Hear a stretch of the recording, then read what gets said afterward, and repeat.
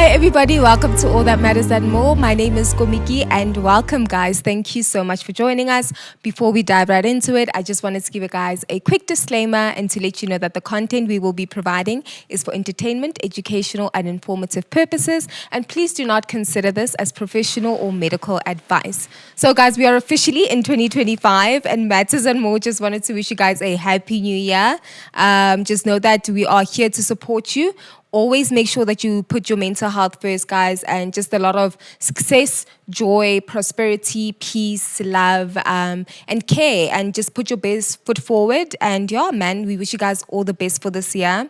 And yeah, man, today we actually have two amazing guests with us, okay? So this is a conversation that we definitely do need to have with regards to the recent events that have happened.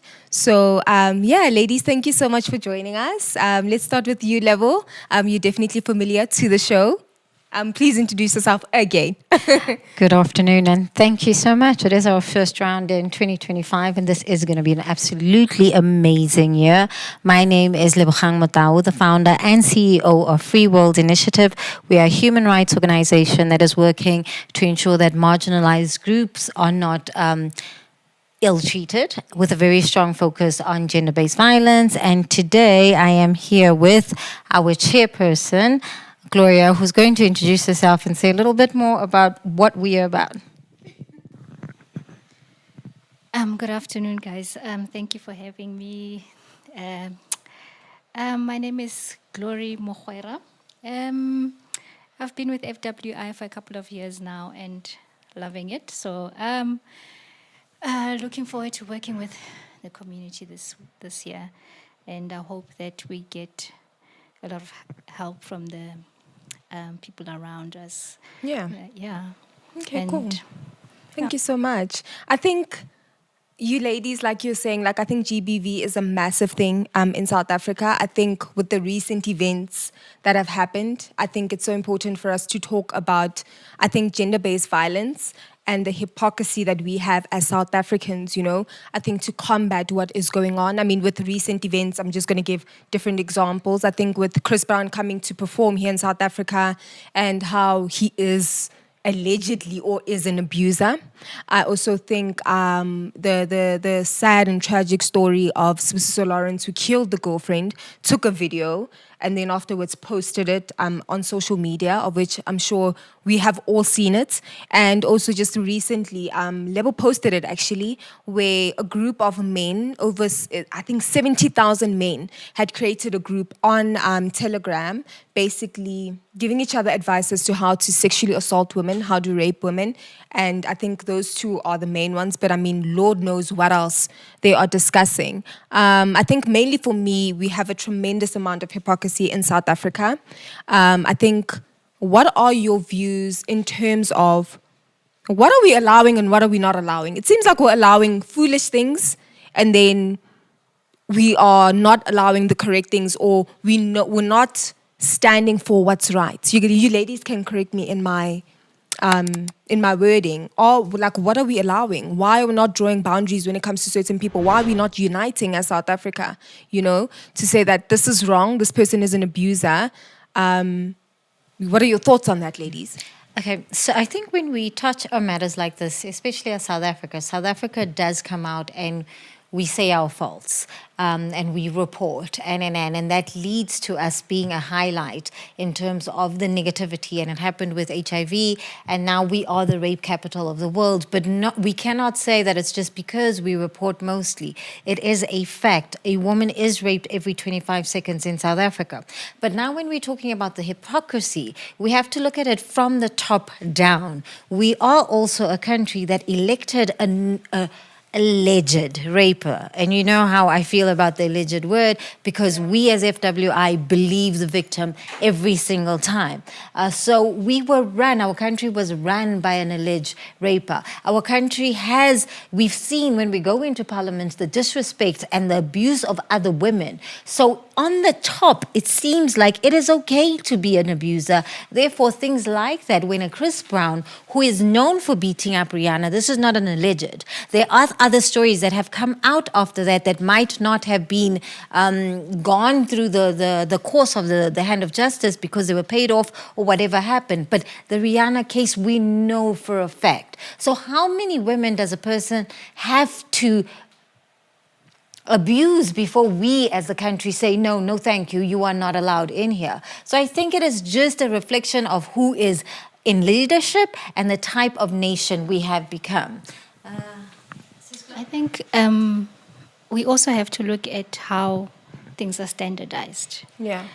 According to the Constitution, maybe if we can be able to see someone in Parliament who has been raped, who has been abused. I'm very sure they are there, Yeah. but we don't see them, and thus nothing is being done.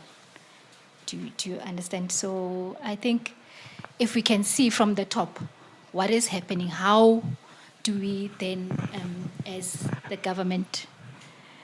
Sorry, Sislo, we want to hear you, yeah. Just put your mic up a bit. Thank you. How does our president handle and not just say and talk to the people? I think that would be better.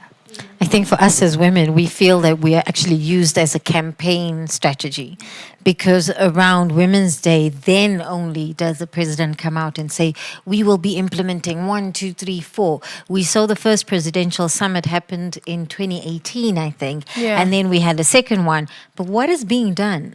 Funds were meant to be collected for us. Where are the funds? So it feels like government itself does not take gender-based violence seriously and is trickling down to the layman. Yeah. And I think obviously when you say is it not taking it seriously, I think with the whole Chris Brown situation, I think that just solidified that we actually don't take it seriously. I think it solidified the fact that I really don't want to say that we're ignorant, because we're not. We definitely know what is going on.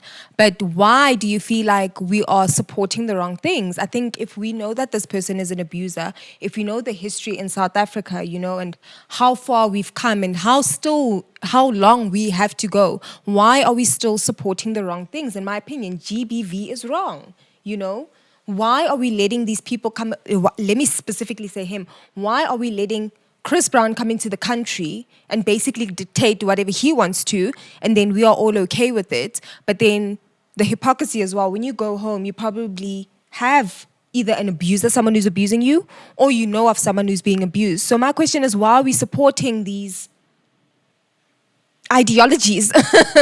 And why then are we saying it's okay for Chris Brown to come and perform, he's an abuser, but then, for example, Spusiso Lawrence, it's not okay for him to kill the girlfriend? Because is it not the same? Are we not then in the same boat? Are we not contradicting ourselves then?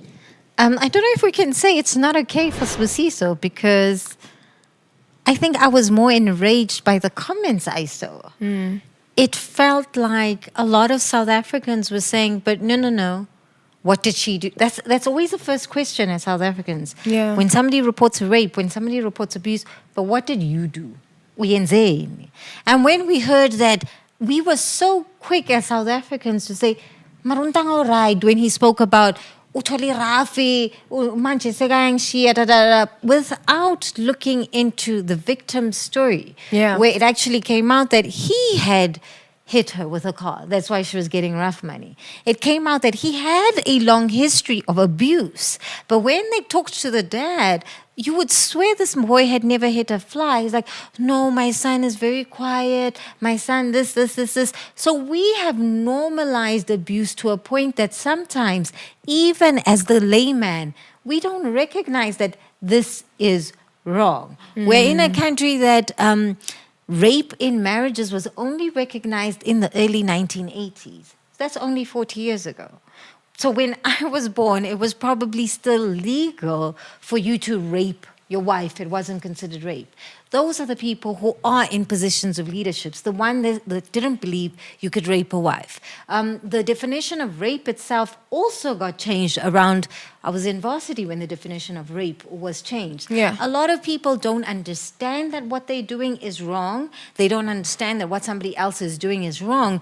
But we also come from a society of sweeping things under the rug. Ngamane wena ungaqoki kanjalo mara yeka umalume. The malume that we know is a perpetrator. So that is kind of our culture as South Africa. Are you saying that with the whole Chris Brown thing, are we saying that we are desensitized then, to say that, well, we're kind of used to it, let's just go have fun for 2 seconds? Yeah, I think you normalize it, and then you just, it will go away. Let's give it 2 weeks, and then everything goes back to normal. Because also when you ladies are saying this as well, it seems as if though we also have this mentality of it doesn't hit close to home, so why should I care? I think if it maybe like hits close to home, then maybe somebody would have stopped to think, but Chris Brown like is an abuser, maybe I shouldn't be supporting somebody who's abusing like women, because it hits so close to home. So even when we talk about hit close to home, because for most men, when they talk about rape or when they talk about when we are trying to move men not to be abusers, most times we say, imagine it was your mother, sister. So unless it is somebody related to you, then it's okay, where it should be just why is this happening to women and children? But let's look at close to home. If you grew up being hit, beaten, mother, father, brother, does not getting a beating become normal? So now when we are up in arms that Chris Brown hit his girlfriend, umfazi uyashaya. Is that not our mentality? Yeah. So unless it's us who are in the field who are trying to stop it, a lot of South Africans think it is normal to hit on their child.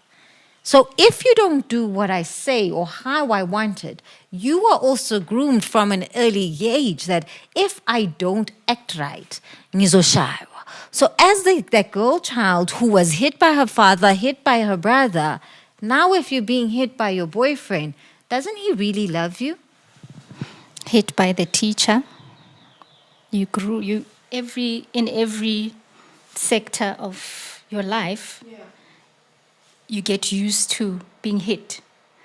At school, you are hit. That corporal punishment that... So basically it's like conditioned learning. Yes. That's what it is. It's conditioned learning. We've been conditioned to be the perfect victims. If you don't do as you said, uzoshaywa. And if we weren't the perfect victims, do you think that the whole Chris Brown saga, I obviously know that there was a petition that came out to stop him. I think so. There were actually quite a lot of people that were against him coming. I think that spoke out more so when the whole situation with Sbusiso Lawrence happened. I think a lot of people were also angry that, that's all that we saw on TikTok. Chris Brown is coming to South Africa. People posting on the day. People posting a week before, 2 weeks before. And then, you guys are supporting this abuser, but then someone actually has done something so bad. But now all of a sudden it's wrong. Now we have to stand up and fight. Is it really now? Or is it now? There's different types of division. So there is the male-female division. Yeah. And there is the financial division. What did Sbusiso have? Which shouldn't be. Do we not treat the rich differently to the less fortunate? So a Chris Brown, a Puff Daddy, a Bill Cosby, an R. Kelly. A member of parliament. Member of parliament, our Jeff former Epstein as well? president. Yeah. How much more can they get away with than Umez? There are different standards of what he can get away with and what a Chris Brown can get away with. Even though the crime is the same. But the pockets talk. Completely identical. Yeah. Yes. Do you think that then that would also be linked to the hypocrisy? Because we love the glamour of Chris Brown and what he looks like and how the music makes us feel, which unfortunately is done in a psychological manner so that it can create a long-term memory in your brain. So every time you hear the song or similar beat, you know, you have some sort of an attachment, which is technically wrong because you are memorizing the wrong things. Would you say that then hypocrisy is linked to what you ladies are saying, that we will say some people are exempt from certain things happening because he has money or he looks a certain type of way or we have been manipulated? Both manipulation, grooming, culturalization, socialization. We have been made into a hot pot to accept. Beep. We've been groomed and it's not a country only, because let's go back to the 70,000 group. It started in Germany. That's where that telegram started. So it's a worldwide issue.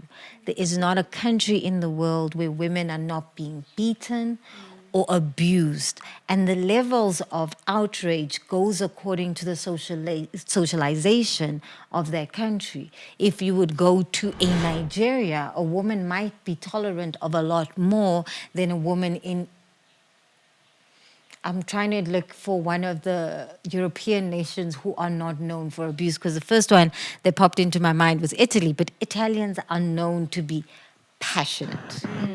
So it's a worldwide issue. You go to your Hispanics, they hook those girls by the hair, you know. It's a worldwide issue. And that is why even when it comes to us who look at the world for views on how we should handle ourselves. If the world says it's okay to beat a woman up, the musics we listen to, and it's linked to a nice beat, so it's creating endorphins, but it's telling you to beat that bee up. So when you are happy, what pops into your mind subconsciously? I don't think about it that way. It's quite deep then. It's very deep. Yeah, it's quite deep. And I think obviously I'm particularly glad that you ladies are sitting here because it also just seems like you guys are talking from experience, because these ladies are experienced. It's factual information that we don't take seriously, you know? Because then obviously, as I was like following everything that's going on with Spusiso Lawrence specifically, what stuck out for me is that this girl had actually posted that, how dare we now want to stand and say, but what he did was wrong and he should have not done that. But then you were the first one to buy the ticket, which was a lot of money. You were the first one to post the whole entire thesis about him. But then you want to sit here and say, but, you know, like, irregardless of Chris Brown had not killing anybody, it's still the same group, you know? You guys are still abusers. You're still doing the same thing over and over again. I guess once again, yes, it does boil to, like you were saying, how things are glamorized and we will look at somebody that has money as, but they did it once, like it's okay, you know? And somebody, unfortunately, who isn't in that same class, we look at something different. The world is not friendly to the less fortunate. That's a fact. And as long as we keep lining the pockets of the powerful and rich, that is how they are able to get away with these things, because somebody with money can pay off a victim, does have the right contacts in the police station, in government, in places, in high places. So they know that even if I beat Glow up, if I've got the finances, I can make sure that case goes nowhere. My rapist made sure my case goes nowhere. And he's flourishing. I don't think he sleeps at night if he's not a monster. But life goes on for them because they've got the resources. It's the victims that are left damaged. But because they don't have the money to speak up about it, we don't see that side. The unlearning of all of this in the mind is also very difficult. Yeah. Yeah, so I think we have a long way to go. And what do you guys feel about, let's say I was a victim And I actually went to the Chris Brown concert, you know. Also, am I also not a hypocrite in a way? Because how do I support somebody that is very abusive towards women? And irregardless, I think, of Chris Brown, I think in our everyday living, you know, how do I support somebody that abuses, or let's say, for example, a group of males where certain things are said and we laugh it off, or we don't correct the behavior when we're sitting with our male friends and they are saying the most heinous things to the female, saying how now maybe the two friends are sitting here trying to say, oh no, we're going to bet on that woman specifically. Let's see who can get her, you know? Am I also not a hypocrite? Let me now say it whether I'm abused or not. No, but remember that you've been taught this thing over and over again. You listen to it on radio, you look at it on the TV, it sits in the mind, and it, you know, you get there every single time. You don't even think about the hypocrisy when you have to go and buy a ticket. All you think about is, I want to go and listen to the music and enjoy, and you don't think about Chris Brown having done all those things at that moment. You only think about it later when somebody triggers you. You understand? So, And what you're saying is so important, because the same way we are groomed to be a great victim, it doesn't stop at the point of victimization. And studies will even show that somebody who's been raped once most likely will be re-victimized, because their brains have now been structured in a way that that perpetrator knows how to pick out the perfect victim, the one that will be less trouble and also we have now, we try and force a person to jump from victim to survivor without having done any of the healing work. So that person hasn't healed, most likely hasn't dealt with it, or hasn't even unpacked the mental stuff that went along with being a victim themselves. So they finding themselves there because they were able to shut that part out. It was too painful for them to consider themselves a victim. And society also doesn't allow us the time. It would be like, oh, get over it, Musi. You survived. You're lucky you survived. But I might be alive, but dead inside. Yeah. Help me heal from that. Because if I wasn't dead inside, I would be able to see Chris Brown for who he is. 1 time, 10 times, he's an abuser. He didn't do any reformative work. He went and he was picking up, his community service was to pick up litter. How does that teach you confrontation skills? How does that teach you anger management? I think he also had to do anger management. Yeah. But how has it helped him? Because after that situation, there were other cases. So it didn't work. How do we make sure it works? Do we not take away their source of power, which is money? But aren't we giving them the power as well? I get with the money, but we give them so much power. I love how we touched on the brain and the psyche and how that ties into everything, because that's a mental illness within itself. Because if subconsciously you are creating the negative things in your memory, it's stored in your long-term memory. And that's actually, you know, when you say how you shut out certain things, that's regression. It's actually written by a theorist that certain things will happen. But my thing is, are we not giving them power? We are allowing them. And I think with money as well, in terms of materialism, I think that is one of the biggest issues as well in a relationship. You know, that is a big issue as well in supporting the wrong people. I mean, he's made a lot of money. Quite frankly, he's made a lot of money. Somebody who was standing there in the concert can't even afford to go to therapy. And even now, if they have to go to a psychiatrist, they can't even afford medication. Now they have to get put on antidepressants, anxiety medication, this medication, that medication. Kaminki, we always have to go back to where we come from, our history. And we have to bring up stuff like epidemiology that already states that most of us are born already with our DNA changed because of the trauma that was experienced by our parents. So our parents trauma affects us. And we do know, studies have shown, if you're constantly in your fight or fright, that actually reduces the size of your brain. Yeah. That reduces your DNA. When we think of that, we realize most of us are already born victims. So the work needs to start from such an early age for us to rebuild that self-esteem that we were born without. We were born traumatized. So the work starts so early that by the time, if that work is not done early enough, by the time you're a 10-year-old, you are both a victim and a perpetrator. So that young lady who's at the concert probably also has developed coping mechanisms that have made them toxic in some way or form, but also shut down that voice inside of them that said, that's the type of person who hurt me. Mm-hmm.